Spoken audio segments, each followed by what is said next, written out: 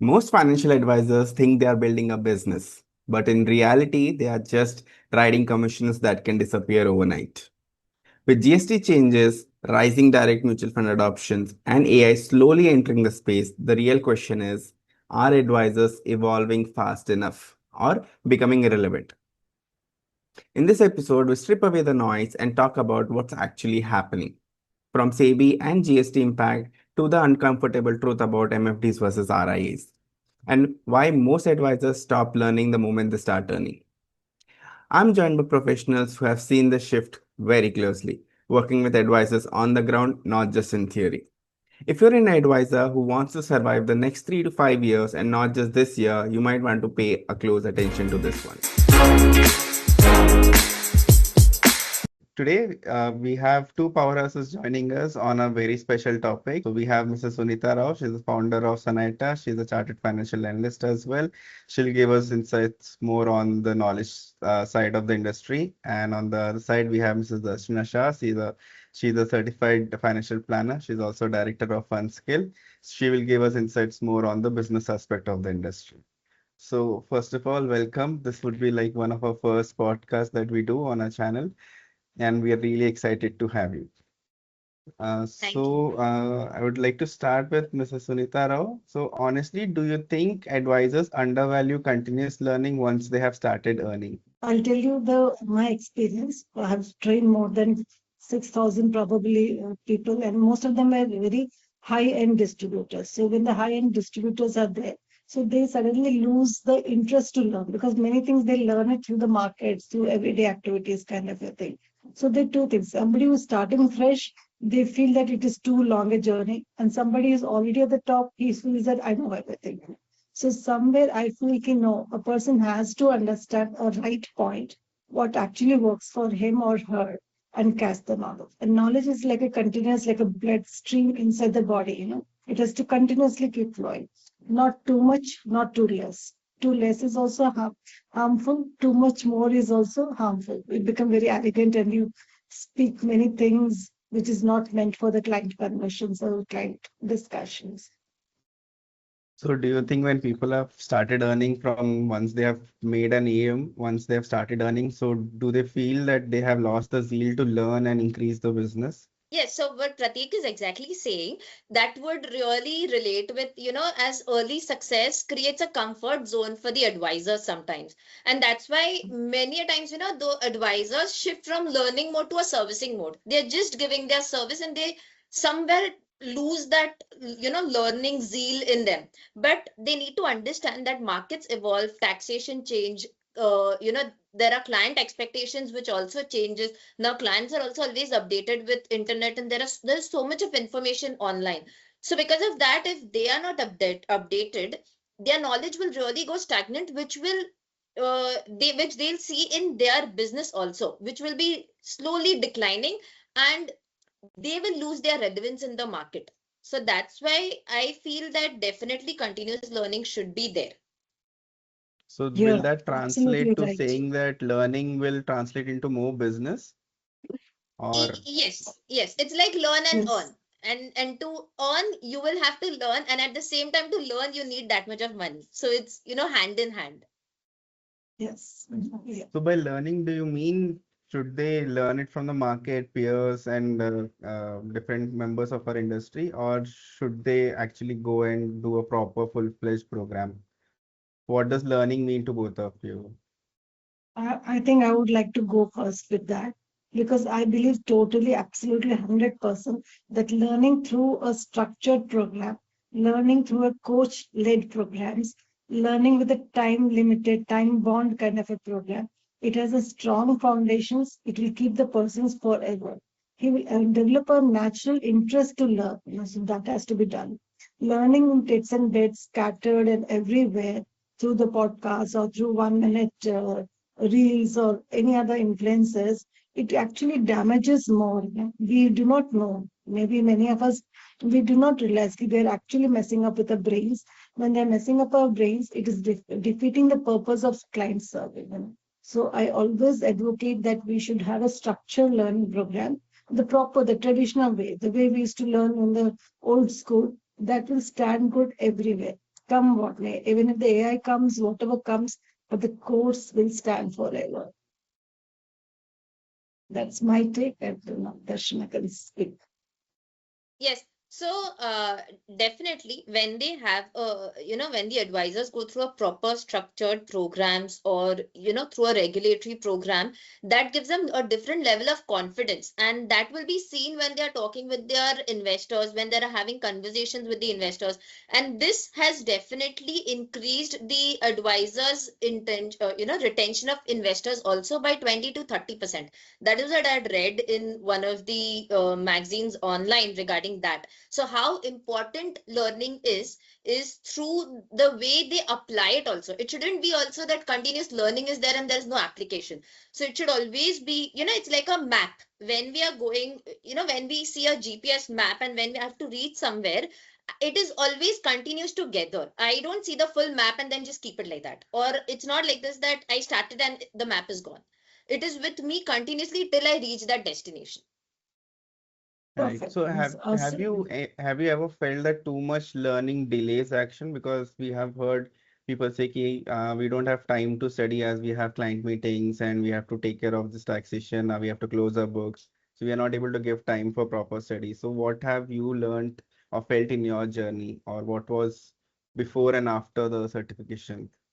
Just to give Yeah. an So idea about it. from yeah. So for me, what learning did was it improved my decision making.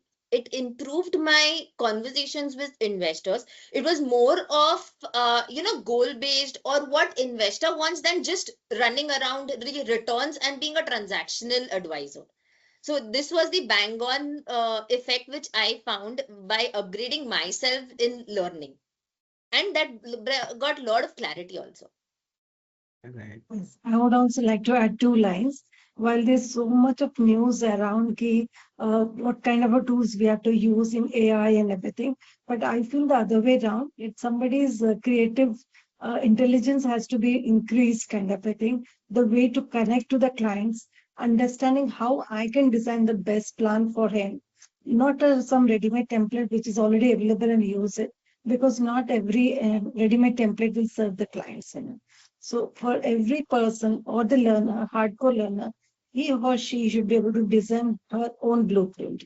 That is her power of success. So that is my Yeah. take on it, and why I advocate so strongly for academics and studies.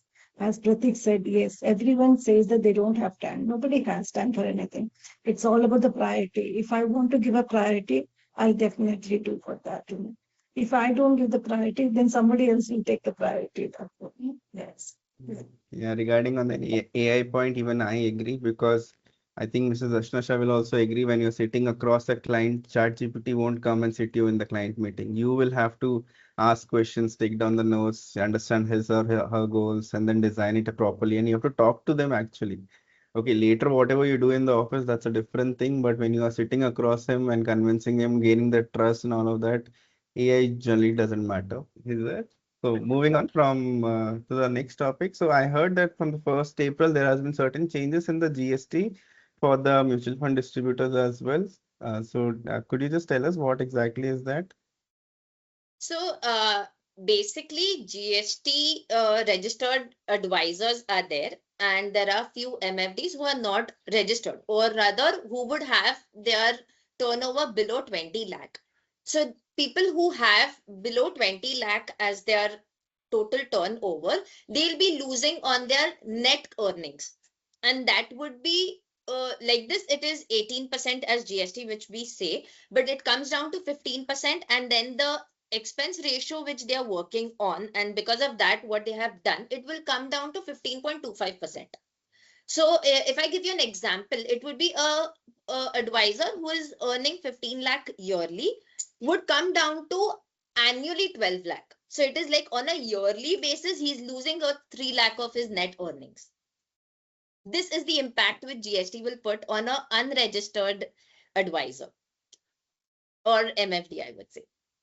So what is the solution for this? Like what if I'm a smart MFD, I want to become a smart MFD, what should be the line of the action or the recourse I have to take forward?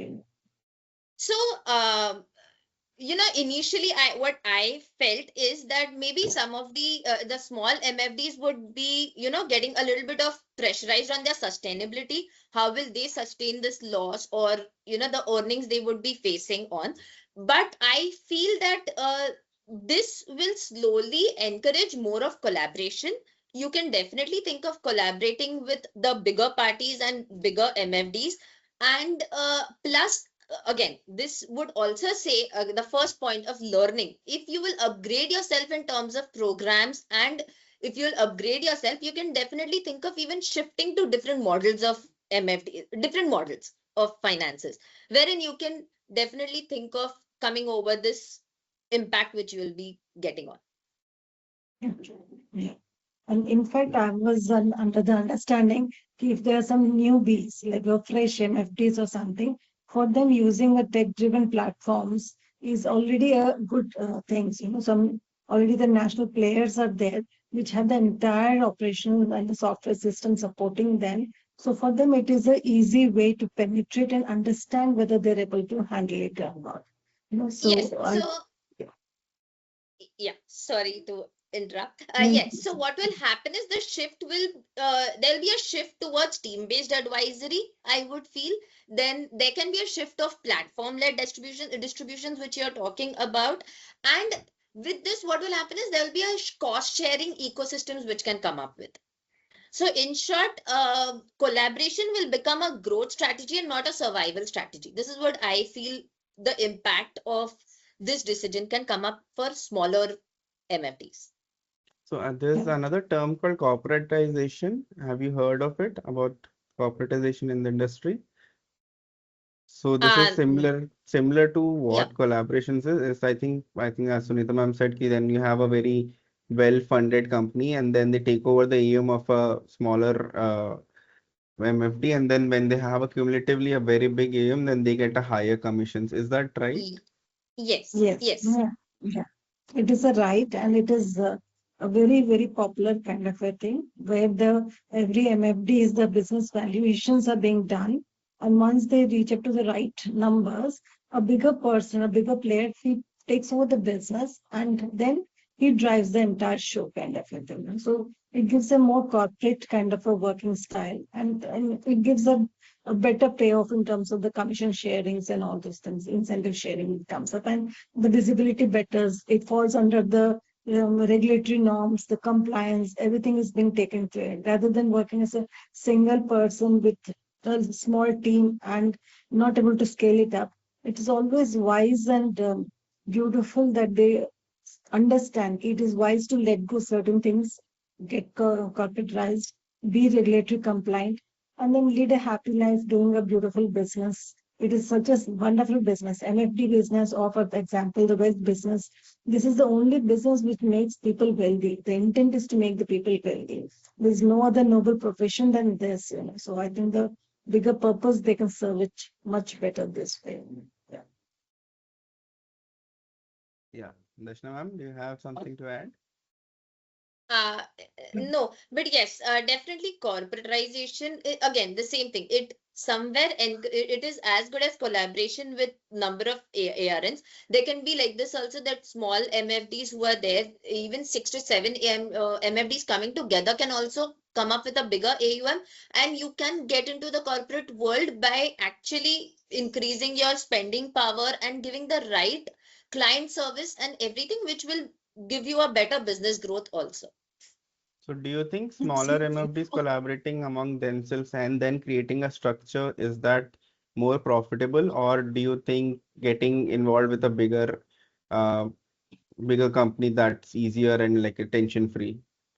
So this I would definitely leave it up to the MFD himself or herself, who can decide according to their clients, what client base do they have, and what type of service or what struggles they are facing. So if any of the struggle which they are facing would help them, getting into a corporate world or getting a very easy tech led platform wherein it becomes very easy for them to give that service to the clients and advise them properly, then they can think of going there. And if they feel that they already have few MFD friends with them whom they are, well versed with, and they would like to collaborate together, it's easier for them also. It's again on, you know, personal story what they are going through and their struggles.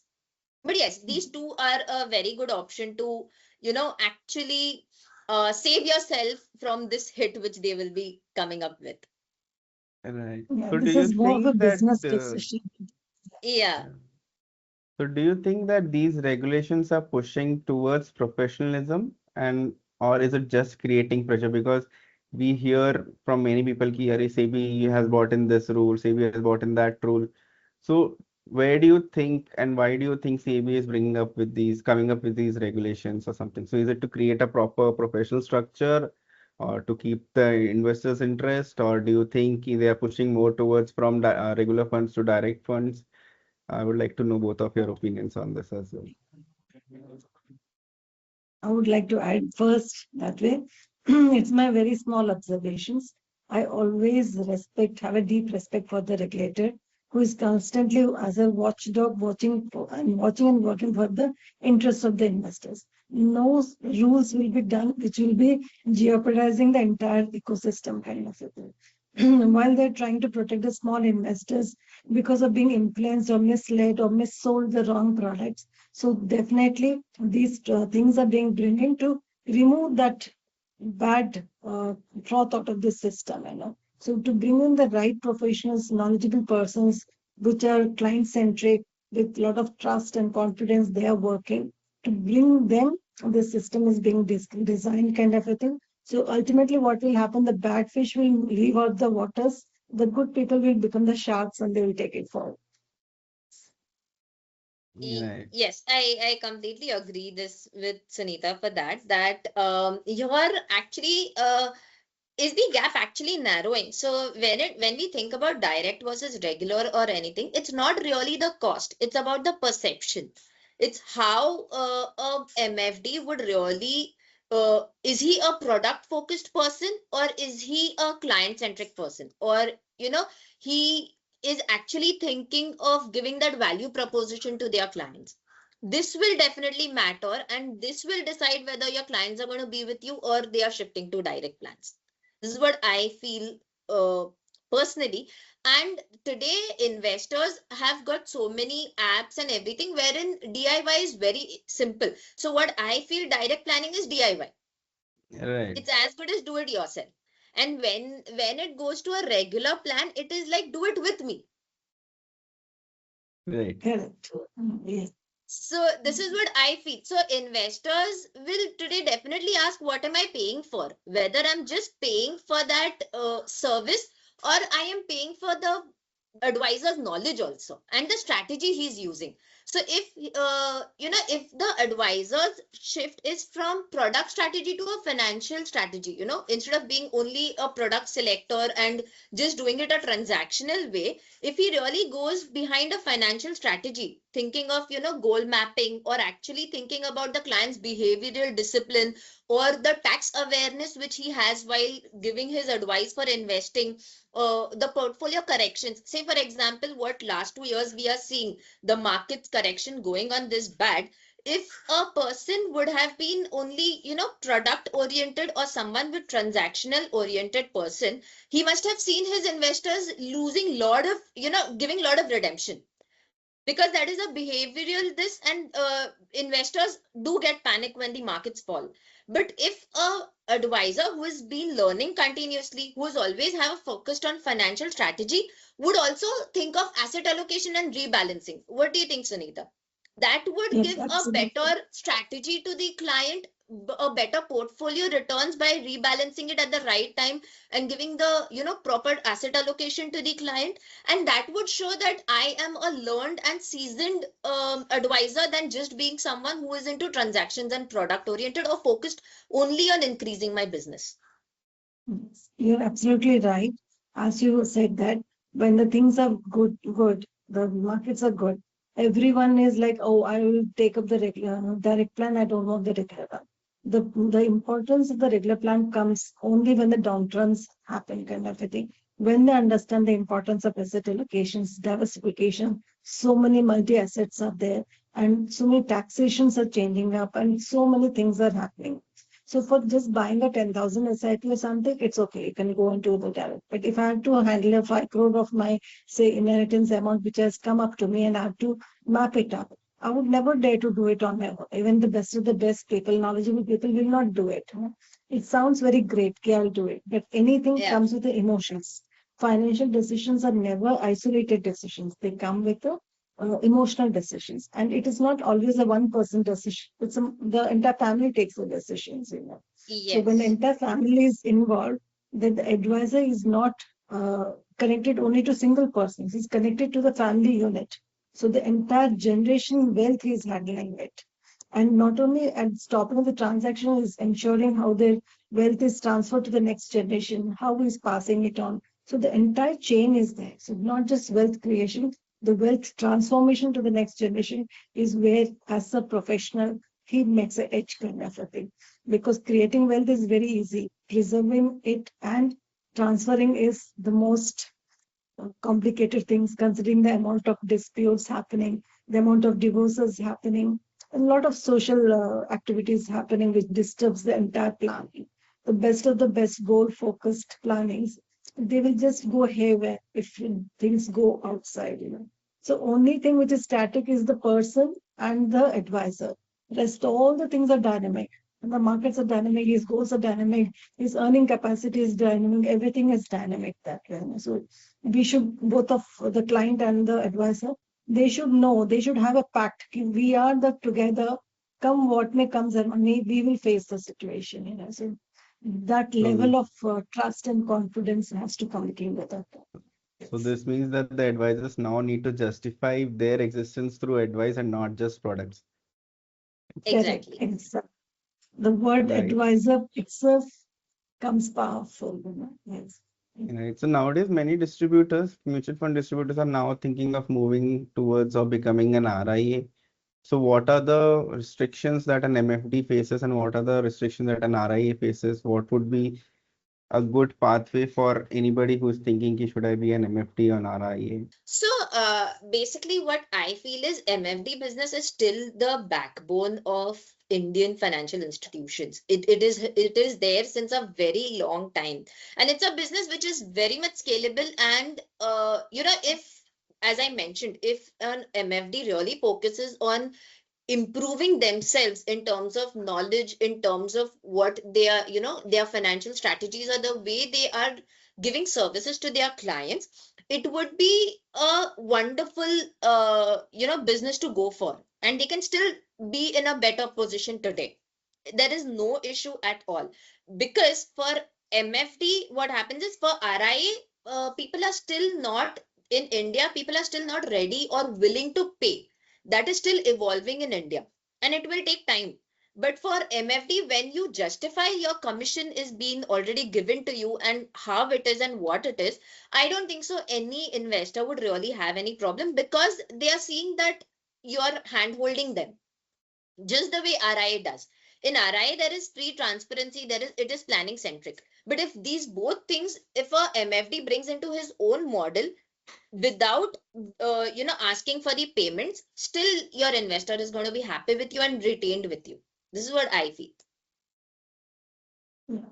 I have spoken to a couple of RIs in the industry, and some of them are happen to be our CFP learners also that way. So they take was that they are already powerful with RIS kind of a thing, and they say that they feel a lot of peace of mind, and they feel very very comfortable, because that is what makes their souls happy when designing the best of the best financial plan, and they are able to deliver the results to that an extent that the clients value that amount of the fees which they are charging, because they're not just doing the MF transactions, they're doing the other things also around the things. While the MF can be the core product, but there are other multiple products which fall in, which maybe some of the people cannot recommend, or they will feel that I should not do it. And maybe they have a vested interest. Maybe they want to have that, oh, if I recommend this product, I'll get a better commission, or if I recommend that, I'll get a better commission. There may be a biased decision which may happen. But in case of RIAs, the unbiased decisions, it is clearly going to show kind of a thing. And that too, they will be catering to a limited number of clients, limited number of happy clients kind of a thing. And they are having that kind of a organized and a disciplined way of it. As you rightly said, yes, AM business scales up when you are working as an MFT kind of a thing because a lot of money pours in. But here, this one organically grow and for a longer period of time. So it is either ways, whatever suits the nature of the person. So it's more about how he Yes. or she takes it. Yes, again, this is someone's personal business decision, Pratik, I would say. Someone who is already a well-settled MFD, it's very easy for him or her to shift to RI model also. Because what I feel is clients don't really trust a model. They trust a person who is consistently adding value to their portfolio or to their life in terms of financial strategies or in terms of their financial planning. So whether it's a RI or whether it's a MFD, if you are more into again more than product, if you do selling of products to charging for thinking, this is what I feel a journey of MFD to RIA would be. So if you are thinking of being an RIA, you should bring that much of value to the clients that you can charge them. If you are not able to bring that value, then you should definitely upgrade yourself to that level, and then you can definitely go for RI model. And India being a diverse market, both models will coexist. The real shift is not in structure, but I would say the real shift would be in the advisor's mindset. Do you Absolutely. think this shift should also be there in the mindset of an investor? What should an investor think of? Should I go with the commission model, or is there like a limit of my investment money? If suppose I'm below 5 crores, should I go with an MFD? And if I have something above 5 crores, should I go with an RI? So what should an investor think? Should I go with this or should I go with that? Or it doesn't matter to an investor. Yeah. It's fine anyway. So the investors, be it whether it is domestic or a local or international, the psychology is the same. The psychology is that they want the best service at the cheapest price. So whoever gives the best price, so he will take that. He will not meddle it too much kind of a thinking how much the other person is earning. So long as his portfolio is good, so long he is making wealth kind of a thing, what the other person is earning, he doesn't really bother because he is immune to the other. It is the dynamics of the financial industry and the distributors. We are debating about this thing, but back in the minds of the investors, they are very neutral. They are just focused on their own working and portfolio. So whoever gives the best, they'll go hunting for him or her, and they'll stand in front of his office and they'll say that yes, you have to do my program. Yeah. So you have to take care of my wealth. So I think investors are not that much aware about this regulators or the commissions and the direct and indirect regular, not that. He just wants my money, who is taking care, whether he or she is available on my first call. If I die, whether my wife or my children will get the right amounts or not. So he's just concerned with that. In case divorce happens, will my partner take away the money or will the money will be safe with me? Or in case I get some inheritance amount, how it will be handled. So I think he's very much focused about his requirements rather than the other decisions kind of thing. His first decision will be mera kya hoga? What is mine? That's it. I think that is my observations. Yeah. Yeah, I completely agree. Investor is really not interested whether the MFD or RI is, especially MFD, how much is his commission or what they are earning. What they are interested is that my portfolio is giving me those returns which I was expecting or which I was promised. I'm happy in that. What he will see is from where did he grow in last 5 years and how his portfolio really worked on it. When I need my money to complete any of my goal, whether it is my daughter's education or whether it is for my own career restart or a startup, I got my money that time, I'm happy. I can see my advisor adding that value in my life, I'm happy. It's very obvious that everyone in this world are coming to earn, or they are in the end, they are being paid for the service they are being given. So that's completely justifiable. Yeah, absolutely. You're Right. So then absolutely you mean right. to say that there is no segregation as from an advisor point of view, somebody above 5 crores, I'll suggest them to go with an RIA. Somebody below that will go for an MFD, nothing like that. Yeah, so what I feel, one thing in this is that MFD sahi hai, the mutual fund sahi hai, is one thing for mostly for middle class people or someone who would be for them very easily accessible people are MFDs, and they should think of going with them first. Once they have that confidence, or once they feel that okay, I have that much money, or I am able to give extra fees for someone's knowledge what they are giving me into through their value, or through their thinking or through their knowledge, which will enhance my portfolio in future, then I can think of shifting from a MFD to RIA that time. But to start with, someone who is into a new journey, I would say, and definitely as you mentioned about the amount, I would say any middle class person can think of going to a MFD than thinking of going and paying a RIA. Correct. You're right. No, so it's the point of the person's his lifestyle, his Yeah. income paying capacity, and sorry, his earning capacity, his fee paying capacity depends upon which strata he belongs. If a person belongs to the higher strata, he knows that like the way he pays for a chartered accountant or a lawyer or somebody like that, this is another segment of it for which they are supposed to pay attention. So the segment of the society is evolving. So it depends upon which kind of a segment of the society that particular advisor is catering to, and not solo, as I would say, because one person may have a limited knowledge. But if he's working with the collaborations with the right professionals around him, with the estate planners, with the lawyers, with the immigration lawyers, with the other educators, all those things, when he creates an ecosystem around himself, he will be the best advisor kind of a thing. So the advisor should always say that he is enabled by his ecosystem. He's not traveling solo. When he travels solo, there is high chances that he will give it up or he will go through something else. But he works with a network of professionals, he will stand for a longer period of time. Also wanted to ask on this, what is the significance of MFD or an RIA to provide a financial plan to a client rather than just sending a portfolio bucket, a bucket of portfolio. Okay, these are the 5 funds that you need to invest. You'll get 12% return. This is it. And is the investor happy in that area, or do you think providing a full-fledged plan makes a better and bigger impact? If I take it first, it is like when you give him a portfolio basket of product, it is like making him tasting the first sip of wine kind of a thing. So the first thing he takes it up, he finds, because he will do his own research. What are the 5 products or 10 products you have done? He'll validate in the market. Once he validates it, he asks from a couple of more persons. When he sees all those things, then the trust comes on the person. Then he comes up and then he shows the entire thing. He is, I'm ready to go for the entire thing.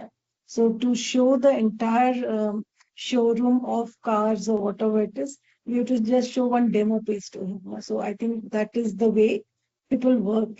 So it is just like a demo kind of a thing. And sometimes we just share the portfolio baskets. Okay, keep saying, keep doing it. So you're making them adapted also to what is the equity markets, how the funds are happening, and all these things. What kind of a thing, sir? If you chase them too much, kind of a thing, then there's a high chances that they will break away from the advisor. So ultimately, they will be nurtured from the transactional base of this portfolio of or a basket of products to a comprehensive financial planning. So that nobody comes straight that I will do the comprehensive financial planning. They'll come in a journey. So maybe at the start he will not be ready, but 5 years down the lane, when he grows, his family grows, his network grows, then he will come up with the next comprehensive financial. Do investors actually know about a comprehensive financial plan, Yes. or they just look advisors as the product sellers? Yes. Yeah. So, about investors knowing about the comprehensive financial planning, what I have experienced in this recent 1 to 2 years is they are really not that upgraded about it. They don't know that. They still feel that, okay, I am doing SIPs, I'm doing 50,000 SIPs, it's okay. In the end, it's all for my future only. When I need it, I'll just withdraw the money. But it's the advisor's job to tell them that how they can actually do proper goal mapping. And it doesn't come only to mutual funds. Mutual funds is just one part of it. When you are thinking about comprehensive financial planning, you'll see that product mapping and the client's expectations is what you should do as an advisor or as a planner. That is more Correct. important because they don't know that. And we being planners, we need to tell them that mutual fund is just one of the products. There are 10 different products which you can think of, and you can map them according to their goals and according to their expectations. Seeing the person, seeing the investor being how aggressive he is or how conservative he is, his risk appetite or her risk appetite is, and gauging what they are looking for in the next, coming futures for next 3 to 5 years, 10 years, then according to my planner's knowledge, I would actually come up with a proper financial plan for them, which will help them to, actually work as a GPS for them. Yes. I will just add 2 lines to what she has exactly said. Comprehensive financial planning, the word per se, people may not be aware. They just feel that, okay, I have multiple documents, multiple bank accounts, multiple products, multiple demat accounts. I have all things scattered kind of a thing. What if you can, somebody puts all of them together at one place and help me out? So they will be coming with that problem.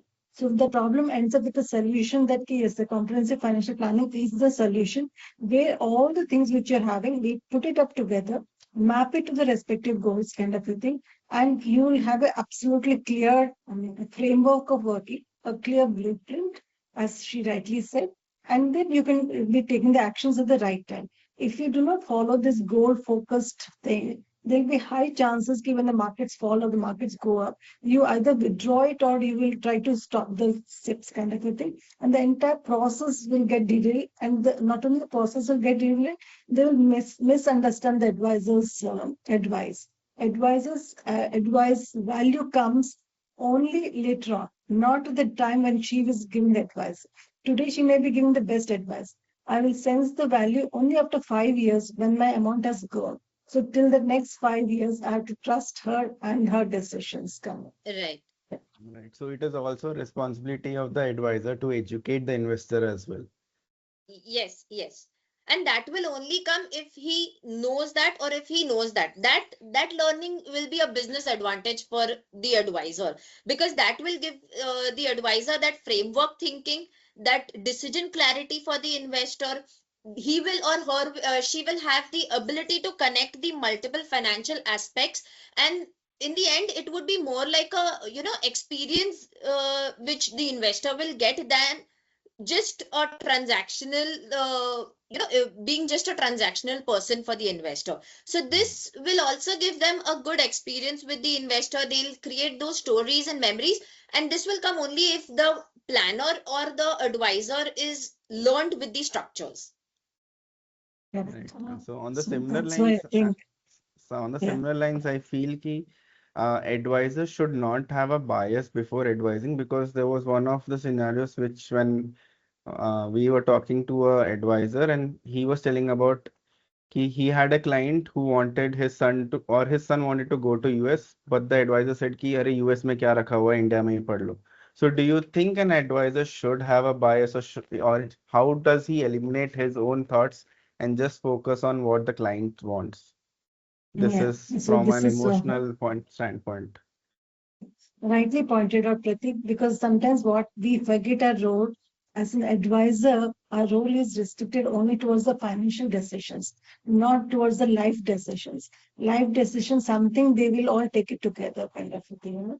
And somebody speaks it from their experience. No, what he has experienced will not match to the aspirations of the client and the client's family or his son, kind of a thing. So whatever they're standing by, good or bad, let them stand with that. Our role is to help them to reach that goal. If they're not able to reach the goal, we will show them the mirror to see you're not able to reach the goal, but don't derail it. We will think of other options kind of a thing. We'll have multiple options. Straight away rejecting an option, it will not be a very healthy conversation with the client because you have to be there for a longer period of time. As I feel, we should be giving more of a financial decisions, the risk of it, rather than the life decision. Whether to marry or not to marry, whether to have children or not to have children, all those things are personal and the individual decisions. That should not be ever clubbed with the financial decisions. Financial decisions should be just congruent to the personal decision. We should be just going and fitting into that. Rest, the decision should be the individual persons. And the psychology and the experiences of the advisors, as we said, we have to keep it at a distance. We have to be detached. We have to be detached from this. We should not get inside the shoes of the advisor. Because after 10 years, you will realize, okay, you gave a very wrong statement. Why to go to US and all? Maybe that decision would have been good. So we should not give any life-changing decision advices to anybody. So, Darshana, how do you in your daily life or when your client interactions, how do you tackle such things where you know that decision might be wrong, but you have to support the client interests as well? So, how do you look into this aspect? Yes. So initially, one thing I've learned is never say no to any of the clients. Whatever they are saying, give them a complete listening, understand from where they are talking, and then I try my best to ask them those right questions wherein they themselves realize where they want to go. So I as a planner can help them to, as Sunita said rightly, that I can help them to take their financial decisions properly. But it is not my job to give them their life decisions. It's completely up to them. But what I can do is I can bring that data, I can bring 2 to 3 options for them, which will help them to come to a decision whether they should go to US or whether they should go to Australia or whether they should just be in India according to their financial capacity and the reality of what they have. Exactly. So all the scenarios when we give a right analysis with the return on investment calculations, then automatically the right decision comes. Otherwise, all these dreams, fantasies, they're very good.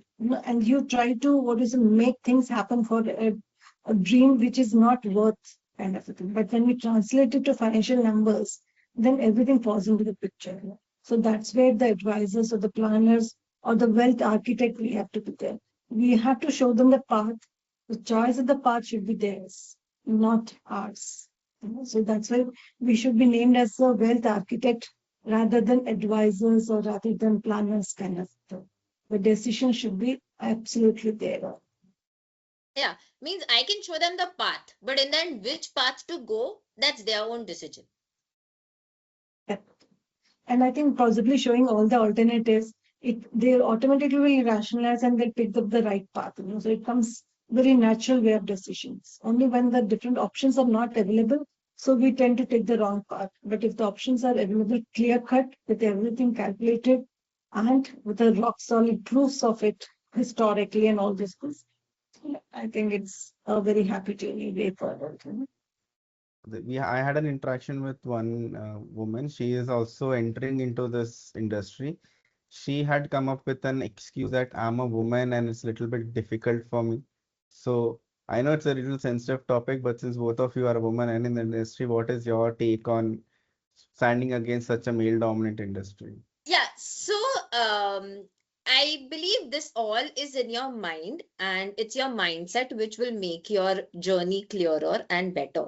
So, if I believe that I am the victim in such a big male dominant industry, then I'll always think that, and my actions or my thought process would go like that, and that will be seen in my confidence also when I'm advising people. Because I'll always feel that no, male dominant advisors are better than me.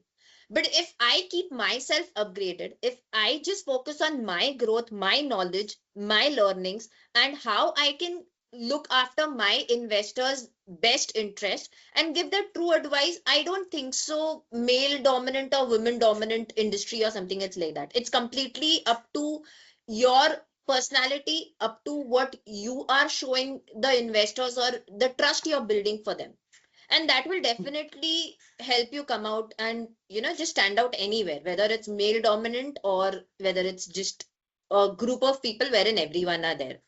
So this is my personal experience which I have thought in my last 7 years. I never thought that am I better than any other male dominant person in the industry. I always focused on myself and my growth or my learnings, which would make me better than yesterday. That's more important than just comparing it with some other industry person. Yeah, I totally resonate with what you're saying, Darshana. In fact, when this topic came, I said, okay, we should no longer talk about women and male and all those things. It's money is a neutral. Wealth is a neutral. It's not gender based. So money will go for you, or it will go for Pratik, or it will go for me, depending upon my financial decisions or the other person's financial decision. Yes, women have a good advantages in the terms of that they're more compassionate, they're more good listeners, they're more empathetic, and by nature they are not too much of into mis-selling or something. They take the by default the client first principle always stays in the mind, so they are the very good persons kind of a thing. And in the long run, more and more women who come into this thing, this question will stop coming up anymore. So the day this question stops coming up, that means we have won it. Everyone has won the game. Look forward, like more people coming up. And for women as a profession also, it's very good because it is something with a very at ease. They can manage their house, home, family, business, everything they can do it. So I Yes. think that is the best career choice they can do it. If they don't want to have a corporate 9 to 5 job kind of a thing, they want to take care of the family, children, and everything. And this is the best thing where they can do it. So they will grow with the least investment. The only investment they have to do is on their learning, their thought process, their mindset, and it is unstoppable. Yeah. It is absolutely unstoppable. So we'll just have a small rapid fire question. It will be a very light and insightful session, and then we'll just move ahead. So, question to both of you. One thing every advisor or MFD must learn in the next 12 months to stay relevant. For me, it would be financial storytelling. Storytelling. Nice. Yeah. I will also say that financial planning, the maths behind the financial planning, not just pure financial planning. Financial planning, learning on the tools is not the right way. Learning it on the Excel first, because that is the one which creates the actual learning kind of a thing. So I feel financial planning is the first. Product learnings can be done as a top on, but the basic architecture of financial planning, every planner should learn. Come on. One mistake most new advisors make. New advisors, right? Yes, Yeah. So I would say focusing on AUM growth. AUM growth. I feel quitting too fast and learning less. Learning versus earning. What should come first? Learn to earn. Well, ma'am. Learning while earning. So both hand in hand then. Yes. So one habit that changed your career path or your outlook towards this industry. One habit. Staying updated. I see to it that reading is my daily part of work. Right. I Sunita feel ma'am. niche focused. Whatever your focus area, you have to be staying there because the world is full of glitters, high chances of shifting. Staying to the core is important. Okay. Little bit more energy, but okay. Books or Me for clients, Darshan, where do you learn more? Sorry, Books or clients, where do you learn more? I would say mixture. Mixture. Um, yes. So client behavior helps me, but reading books helps me how to articulate client behavior. I'm a books person, so books to clients. Yes. Right. So if you had to restart your career, what would you do differently? I would build, just as Sunita said, I would build a niche than being a generalist. Yes. I would never like to restart. I've already started the best thing, and it is on the top.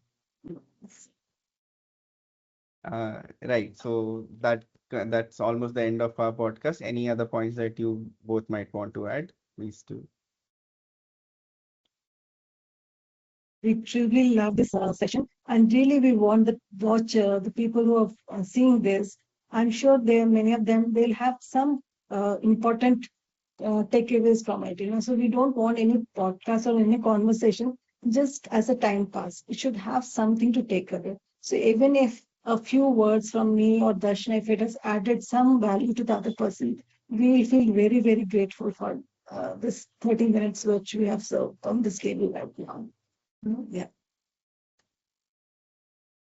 Yes.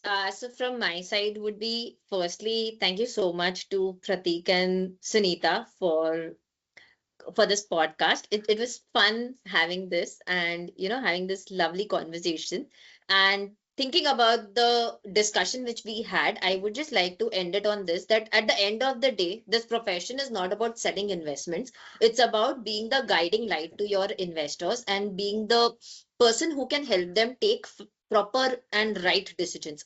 So, and in a world here where information is everywhere, we should be able to bring that clarity and real value to them. So I hope that in today's discussion of whatever we had till now, you all got some value which you could pass it on to your investors. Thank you so much. Thank you so Same much. Thank you so much for staying with us till the end of this episode. I hope you're walking away with at least one insight that you can apply, whether it's your business, your client conversations, or even your own financial journey. If you found this valuable, I would strongly encourage you to explore what we are building at Sanita. Head over to sanita.com to check out our financial education programs designed specifically for advisors and professionals who want to grow beyond just product selling. Also, do visit sanitamagazine.com. It's a monthly financial planning magazine where CFAs, CFPs, CAs, and industry experts share real insights, real experiences, and practical ideas to help you evolve as a financial professional. If you ever thought about contributing, becoming an author, or even work with us as a wealth coach, we would love to hear from you. Thank you again for listening. See you in the next episode.